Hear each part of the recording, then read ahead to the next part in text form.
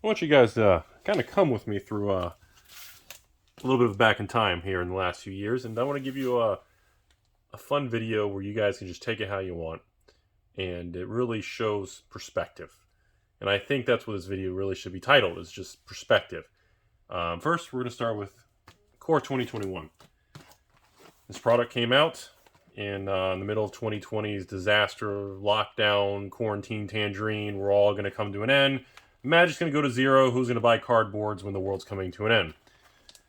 And you know, the funny thing is, I think Core 2021 is like the best core set we've had in a long time compared to, Core 2020 I thought was better than Core 2019.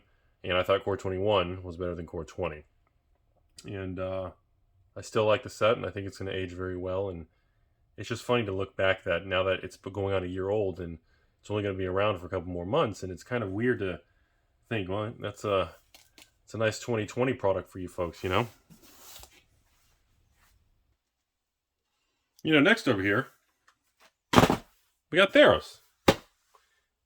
Anybody remember this story? So Theros was the set that came out in 2020. Notice the pattern here? And it came out, and the release was so bad that it was the first that I considered not even carrying the entire product line for even the patrons and everything. It was such a turbulent thing at release.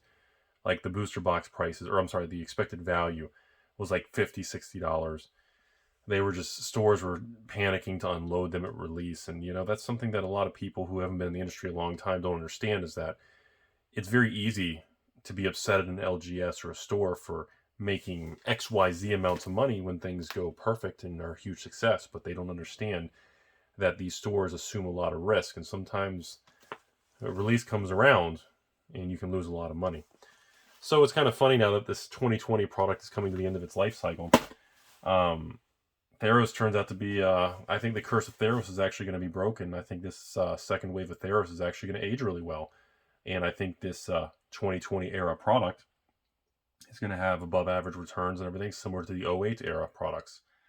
Keep in mind, just like Core 21, Theros does have collector boxes. I do think that'll stunt the growth of all the singles. I think that you're a major Timmy if you're speculating on single cards that have multiple variants and is going to be subject to the reprint hammer over and over. But I do think as a whole, the mutual fund style sealed product as a whole has a very bright outlook, especially being a 2020 era product. Over here, we're talking about our good friend Modern Horizons, folks. So, on the eve or the news of Modern Horizons 2, oh, that light's bright, a little too, should have changed the lighting here. On the eve of Modern Horizons 2, it's kind of funny how Modern Horizons 1 boxes were sitting at like $200 a box for the longest time. Expected values like $300 a box now.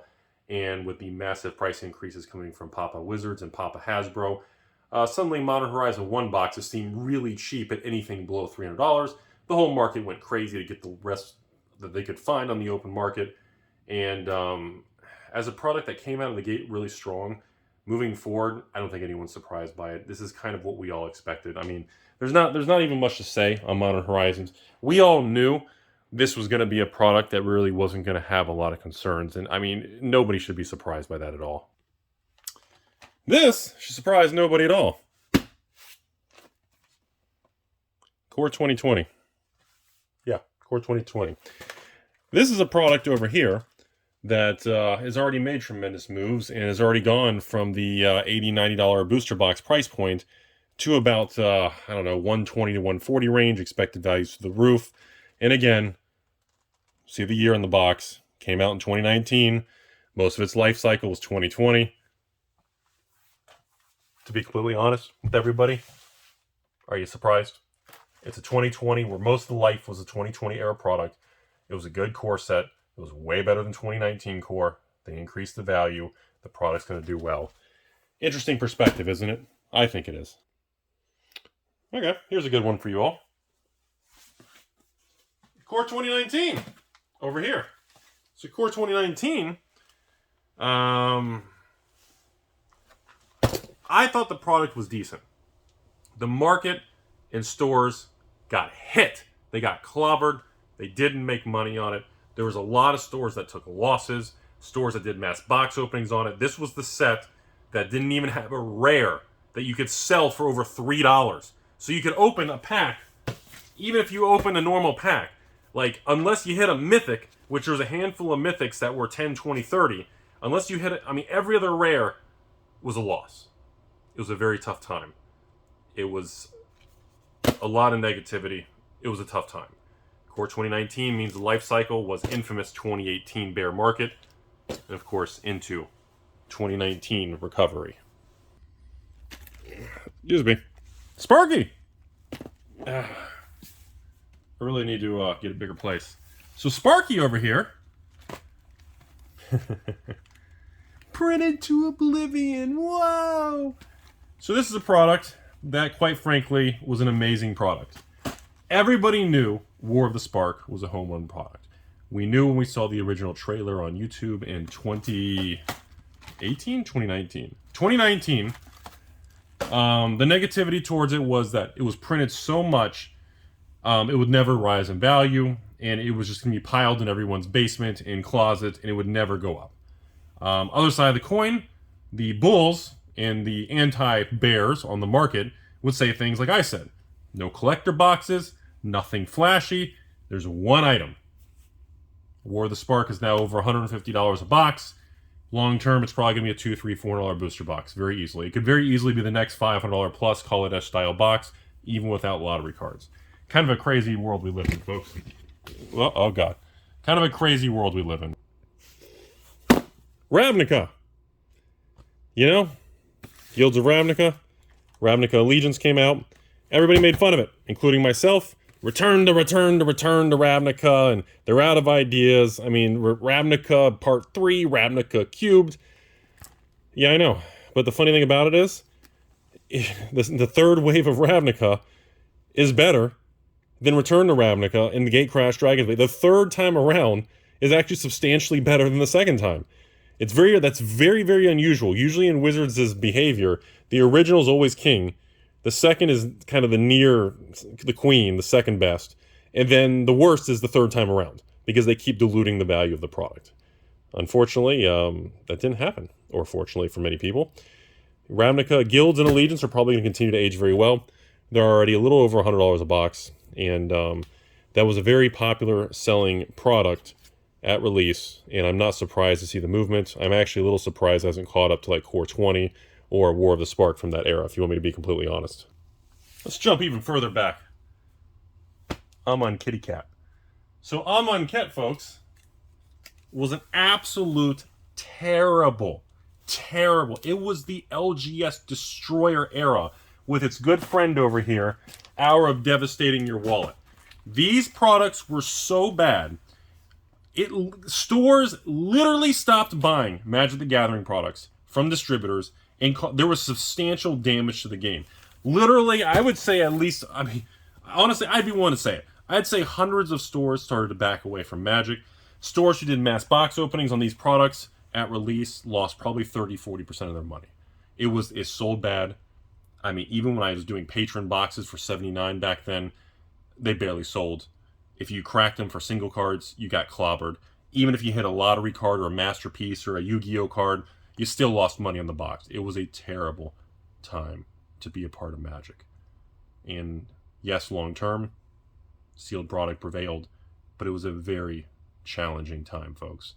It's easy to say in 2021, when there's money sloshing all over the world, about, to be pessimistic or angry towards LGSs or individuals, but you all have to understand both sides of the coin in this world. There is a lot of dark days, and this was a great example of a lot of very, very, very tough times, man. This is a 1995 Toyota Camry. No. This is Iconic Masters. Right here, and right here. This is Masters 25. Right here. That is Ultimate Masters. And so on. Well, this giant mountain right here is Iconic Masters. For those of you new to the world of collectibles in 2020, 2021, this was known as the Purple Box of Destruction. This single-handedly wiped out stores in 20... Is it really that old? Really? 2017? 4 years ago? God, I'm old. So in 2017, I'll let you guys look at the box here. This product came to market on the backs of the Amonkhet era, Hour of Devastation, Hour of Devastating Your Wallet era, and this product single-handedly cost store. The average LGS was so excited for another Masters product after Modern Masters 2017. Stores bet big on it, okay? Well, stores paid between $140 and $150 at release. They were trying to sell them, including myself, for like $180, $190, $200. Nobody bought it. Price completely collapsed to a low of $110. Stores took a bath. So there's a lot of stores that put on a credit card for 10, 20 grand, and they were only able to recover, if they put 20 grand on the charge, they were only able to recover of that 20 grand, probably about 14 grand. And that negative or carrying the balance or whatever it is was enough to nuke many, many small LGSs around the country. I received a lot of hatred and a lot of anger at the time, because then I realized once we started bottoming at that 110, 120, a new floor was established. Distributors had to start dumping these below at a loss and removing and freeing up capital. And I started buying a lot of the leftover boxes from other stores offering that 110, 120, plus I pay shipping once distributors started to dry it up and the market started to stabilize. Years later, there's still a pile of iconic Masters. And every time I come over here, whatever time of the day it is, and I look at that, it's a very bittersweet thing. Because, yes, the price has doubled up from the 110, 120 bottom back to the 250. The product is stable. The value has gone up. The expected value is stable. And, to this day, it's still a good product. But the product was mispriced, creating a bad product. If Iconic Masters was priced as a normal standard booster box, or even at like a different price point instead of the high inflated, this was the beginning of the era where Wizards really started to experiment with price increasing, and they got it wrong, and there was a lot of damage in the industry. I mean, I don't even know how many stores. I remember buying stores inventory for 60, 70 boxes, paying $115 a box plus shipping, and these guys, and they paid $145, and they took a $30 a box loss times, for every 100 boxes, do the math, you're losing thousands per shot. And it was tough. It was many stores tried to hold out after 3 months, 6 months, 9 months of release.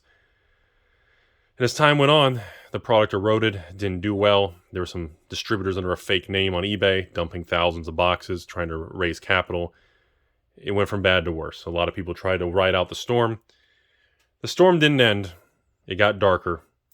And it's always darkest before dawn, but boy, it was a long, dark night. And it lasted probably about 12 to 15 months before the market found its footing and the prices changed. So that's, just remember that, folks. So again, even myself, I'm very fortunate I was able to, it didn't work out. I'll take the product. I'll sit on it, whatever. I can take the hit when a product goes bad and I got to tie up $50,000 or $100,000. The average small LGS that just starts out has an average bankroll of about 5, 10, 20K in petty or liquid cash, whatever you want to call it. And betting big when they're confident on something, no matter how confident you are in this world, there is no guarantee. It's very easy to say there's guarantees in 2021 when every single Magic and Pokemon and, Flesh and Blood and all these every single TCG is booming. But let me tell you all something. The tide can turn. And when it does, it's very, very nasty, folks. Commander 2019. Commander 2019. The Amazon product of destruction, right?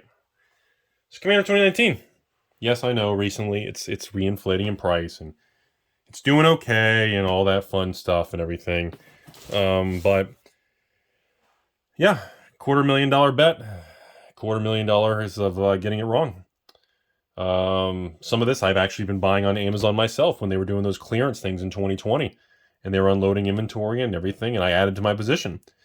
Yes, recently, Commander 2019 has been inflating in value, similar to Commander 2018 on a similar percentage basis. Commander 2018 is now over $200 a set. Huge home run.